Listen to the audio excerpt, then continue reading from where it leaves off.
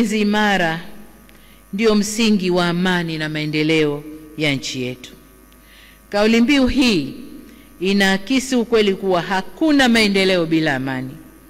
Sasa Jeshi la Wananchi wa Tanzania, kiwa chombo muhimu cha ulinzi wa ndani na nje ya nchi, linategemewa kuendeleza usalama na amani ili wananchi waweze kushiriki kikamilifu katika shughuli za maendeleo.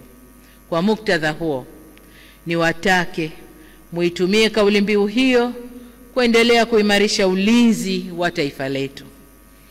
Ndugu CDF na makamanda, kwa muda mrefu sasa jeshi letu limeendelea kuwa la mfano katika ukanda wa Afrika na dunia kwa ujumla, kutokana na weledi, nidhamu na utii.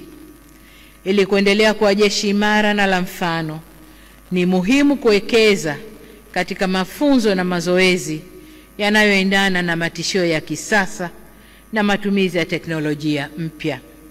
Nisisitize pia kwamba sambamba na kuwekeza katika mafunzo na mazoezi ya kijeshi, ushirikiano na vyombo vingine vya ulinzi na usalama ni muhimu katika kudhibiti matishio ya kiusalama, ikiwemo yale ya kiugaidi. Kila chombo kina majukumu yake, lakini dhima kuu ni ulinzi wa uhuru wetu, mamlaka na heshima ya nchi yetu.